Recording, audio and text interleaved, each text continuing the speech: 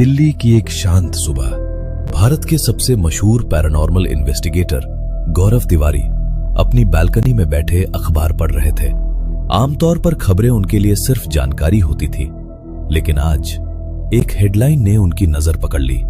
मुंबई के Hawkins hostel में युवक पर भूतों का बेरहम हमला, गर्दन और पीठ पर मिले जानवरों जैसे खरोंच के निशान। इंटरेस्टिंग। मुंबई का हॉकिंस हॉस्टल।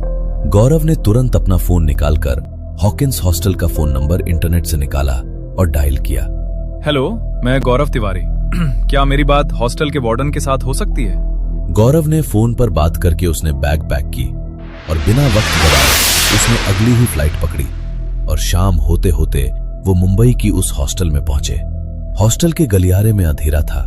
वहां उनकी मुलाकात हॉस्टल के वार्डन गणपत काका से हुई, एक डरपोक बूढ़ा आदमी जिसकी आंखों में खौफ साफ दिख रहा था। साहब, आप दिल्ली से आए हैं? मैंने कहा था फोन पर मत आइए। वो कमरा नंबर 306 वो शापित है साहब। काका, जानोगे नहीं तो मानोगे कैसे? और शापित कुछ नहीं होता, नेगेटिव एनर्जी होती है जिसे साफ किया जा सकता है। मुझे उस कमरे की चाबी दीजिए। चाबी? साहब, मैं फिर से आपको कह रहा हूं, प्लीज वहां मत जाइए। पिछले हादसे के बाद एक तांत्रिक में आकर दरवाजा अभिमंत्रित धागे से बंद कर दिया है। उसने कहा था जो भी ये धागा तोड़ेगा उसकी जान नहीं बचेगी। मैं हाथ जोड़ता हूं साहब, वापस चले जाइए। काका, मैं यहां सच जानने आया हूं। अगर वो चीज इतनी खतरनाक है तो उसे रोकना जरूरी है। क्या आप चाहते हैं कि ऐसी घटना दूसरे बच्चों के साथ भी हो? नहीं ना? तो चलिए मेरे साथ और दिखाओ मुझे वो कमरा। गणपत काका गौरव को उस कमरे की ओर लेकर गए। तीसरी मंजिल, कमरा नंबर 306। दरवाजे पर लाल रंग का एक मोटा धागा बंधा था जिस पर सिंदूर और नींबू मिर्च लटके थे। गौरव ने दरवाजा खोला। गणपत काका वहां से निकल गए। कमरे में अजीब सी सड़न और सीलन की बदबू थी। गौरव ने अपनी फ्लैशलाइट जलाई।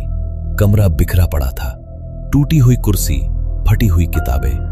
गौरव ने ईएमएफ मीटर और इंफ्रारेड कैमरा ऑन किया और रिकॉर्डर का बटन दबाते हुए कहा, मेरा नाम गौरव तिवारी है। क्या यहाँ कोई है जो मुझसे बात करना चाहता है? कुछ देर तक सब कुछ एकदम शांत था। गौरव कमरे का मुआयना कर रहा था। तभी उसकी नजर कमरे में लगी एक आईने पर गई जो धूल मिट्टी से भरा हुआ था। उसने आईना अपने रुमाल से साफ किया। तभी लाइट्स फ्लक्चुएट होना शुरू हुई और उस आईने में उसे एक परछाई नजर आई। गौरव उस परछाई को ध्यान से देख ही रहा था कि अचानक दरवाजे पर किसी ने जोर से दस्तक दी। आवाज इतनी तेज थी कि वह चौंक कर पीछे मुड़ा, लेकिन जिस जगह अभी अभी उसे परछाई दिखी थी वहां अब कुछ भी नहीं था। दरवाजे पर लगातार ठक ठक हो रही थी। वो दरवाजा खोलने के लिए आगे बढ़ा ही था कि उसकी नजर कमरे के कोने में रखे एक पौधे पर पड़ी। उसने कुछ क्षण उस पौधे को गौर से देखा, जैसे कोई बात समझने की कोशिश कर रहा हो। फिर दरवाजा खोल दिया। बाहर एक हवलदार खड़ा था। तुझे अंदर आने की इजाजत किसने दी? हवलदार ने कड़क आवाज में कहा। चल निकल यहाँ से, बड़ा आया भूत भगाने वाला। साहब, बस 5 मिनट दे दीजिए, मैं साबित कर दूंगा कि यहाँ सच में कोई है। लेकिन हवलदार ने उसकी एक न सुनी और उसे हॉस्टल से बाहर कर दिया। 2 दिन बाद भी उस परछाई का ख्याल गौरव के मन से नहीं निकला। उसने तय किया कि वो फिर हॉस्टल जाएगा। इस बार उसने वार्डन गणपत काका से बात की।